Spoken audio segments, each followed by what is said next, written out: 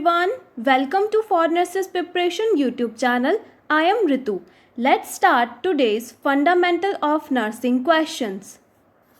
Question number 1 is, healthcare team is performing a CPR procedure in a cardiac arrest patient.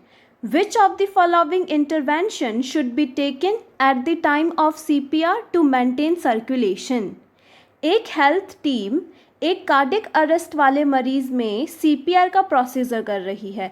CPR के दौरान circulation को maintain करने के लिए निम्न में से कौन सा इंटरवेंशन किया जाता है? Options are A to give mouth to mouth air, B cardiac compression, C to done suctioning और D to give analgesic drug.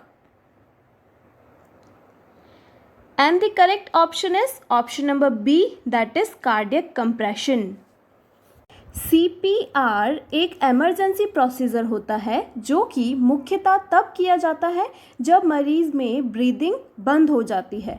CPR का मुख्य उद्देश्य कार्डियक आउटपुट को मेंटेन करके ब्लड सर्कुलेशन व ऑक्सीजनेशन को बढ़ावा देना होता है। सामान्यतः सर्कुलेशन को मेंटेन करने के लिए कार्डियक कंप्रेशन और ब्रीदिंग पैटर्न को मेंटेन करने के लिए सक्शनिंग की जाती है। Next question is, a patient in an oral anticoagulant therapy, which of the following health teaching should be given by the nurse at the time of discharge of this patient? एक मरीज oral anticoagulant therapy पर है। मरीज के discharge होने पर nurse द्वारा निम्न में से कौन सी हेल्थ टीचिंग दी जानी चाहिए? Options are A shave with simple razor, B take ibuprofen and aspirin for the pain, C. Take the anticoagulant at the same time each day, or D. Eat a large quantity of green leafy vegetables.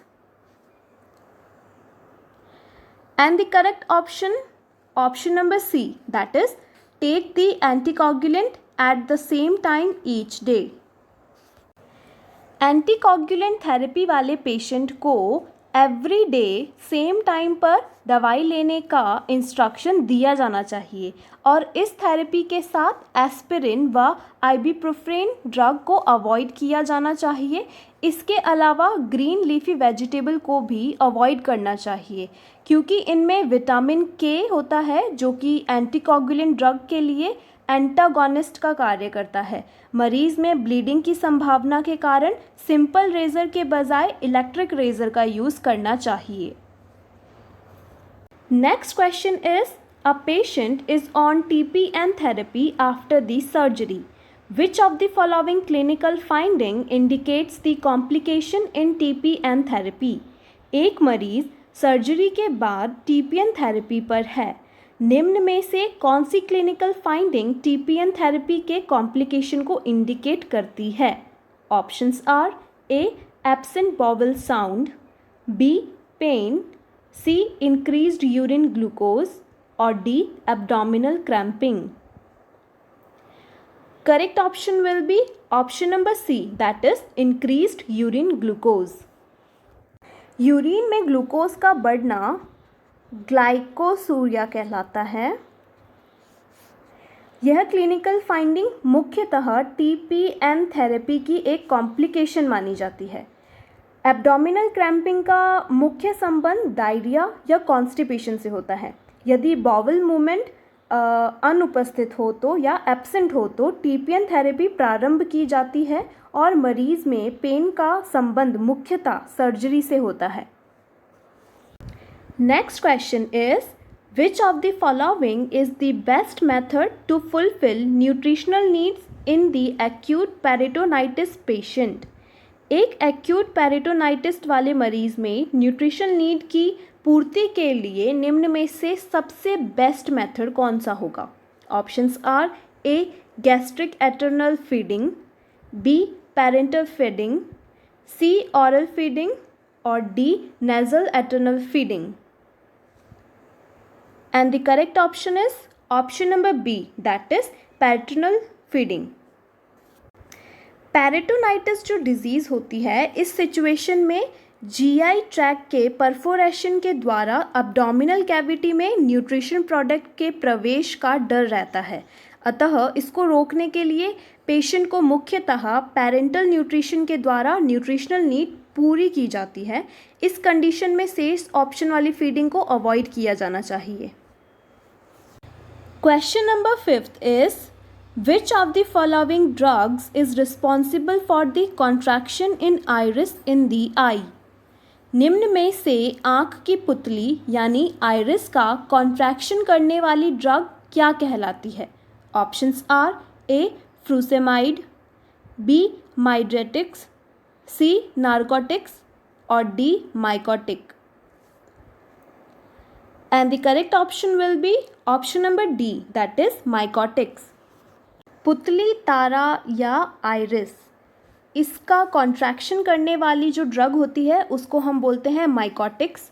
इसके अलावा मेड्रेट्रिक्स का अर्थ होता है an agent causing dilation of प्यूपिल, और ऐसी औषधि जो स्ट्यूपर या पूर्ण इनसेंसिटिबिलिटी जो होती है उसको उत्पन्न करती है वो कहलाती है narcotics.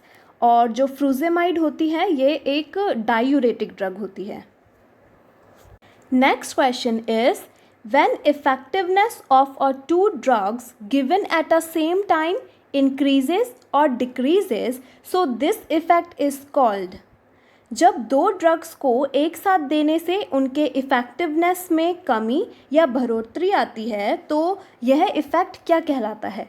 Options are A toxic effect, B synergistic effect, C antagonistic effect और D local effect.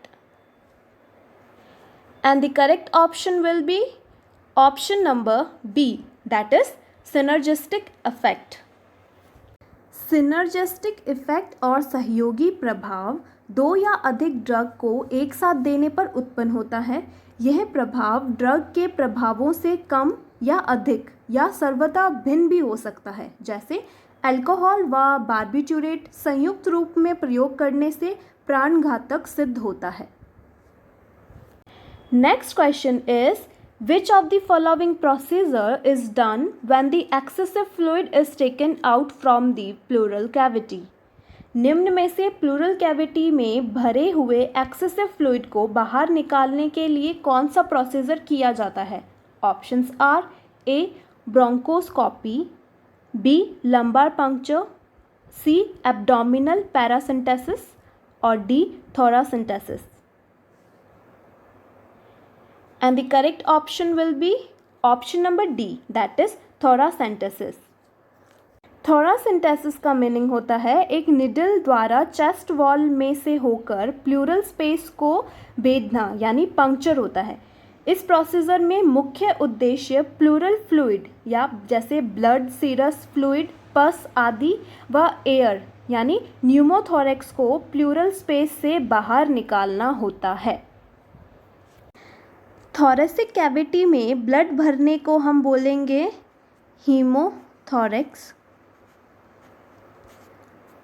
Plural space में सीरस फ्लूइड को भरने को हम बोलेंगे प्लूरल इफ्यूजन, तथा प्लूरल कैविटी में पस के भरने को हम बोलेंगे एम्फीमा। थोरेसिक कैविटी में अगर ब्लड भरेगा तो उसको हम बोलेंगे हीमोथोरेक्स। प्लूरल स्पेस में सीरस फ्लूइड को भरने को हम प्लूरल एफ्यूजन तथा प्लूरल कैविटी में पस भरने को हम बोलेंगे empyema. Question number 8 is in a patient insertion of a tube into a trachea path from the mouth और nose for respiration, this process is called. जब किसी पेशेंट को मुख या नासिका से द्वारा ट्रैकिया पार्ट में श्वास के लिए नली या ट्यूब डाली जाती है तो यह प्रोसेस निम्न में से क्या कहलाता है? Options are A inhalation, B intubation, C ventilation और D aspiration. And the correct option is option number B, that is intubation। Intubation का मतलब होता है insertion of a tube into trachea for a respiration, जबकि inhalation वाष्पशील औषधियों को देने की मेथड या विधि होती है जिससे पेशेंट की स्थानिक या सर्वदेहिक प्रभाव उत्पन्न किए जा सकें। सामान्यतः पेशेंट को O2 इसी विधि से या मेथड से दी जाती है। केवल सर्जिकल केसेस में ही सर्जरी के दौरान इंट्यूबेशन विधि काम में ली जाती है। Next question is, in our body which of the following is the result or outcomes of hot applications? हमारे शरीर में हॉट एप्लीकेशन देने के परिणाम स्वरूप निम्न में से कौन कौन से परिवर्तन या चेंजेस होते हैं? Options are A increase blood flow, B decrease muscle tone, C increase oxygen consumption और D both A and C. And the correct option is option number D, that is both A and C, increase blood flow and increase oxygen consumption. Hot application के अनेक प्रकार के local effect होते हैं, मतलब hot application से blood flow, O2 consumption, tissue metabolism आदि में बढ़ोतरी भी होती है, जबकि हॉट एप्लीकेशन से मसल टोन घटने की बजाय इंक्रीज होती है। Next and the last question of this video is, a nurse have to know if a patient is suffering from gastric or esophageal ulcer. Which of the following procedure is done by her to find this out? किसी मरीज में gastric या oesophageal ulcer की उपस्थिति का पता लगाने के लिए किए जाने वाला प्रोसीजर निम्न में से क्या कहलाता है? Options are A colostomy, B oesophagogastroscopy, C colonoscopy और D bronchoscopy. And the correct answer is option number B, that is oesophagogastroscopy. जब किसी मरीज में गैस्ट्रिक व इसोफेजल अल्सर कंडीशन होती है तो इसोफेगो गैस्ट्रोस्कोपी का प्रोसीजर किया जाता है और अल्सरेटिव कोलेक्टाइटिस का पता करने के लिए कोलोनोस्कोपी को प्रोसीजर किया जाता है। इसके अलावा श्वसन मार्ग में उपस्थित फॉरेन बॉडी या अत्यधिक सिक्रीशन को हटाने के लिए ब्रोंकोस्कोपी और आंत के कॉलन वाले भाग में ओपनिंग करने के लिए कोलोस्टॉमी सर्जरी की जाती है। So that is all for today's video. Hope you all like it. If you like it, hit the like button, share and subscribe to our YouTube channel for nurses preparation. I'll see you tomorrow.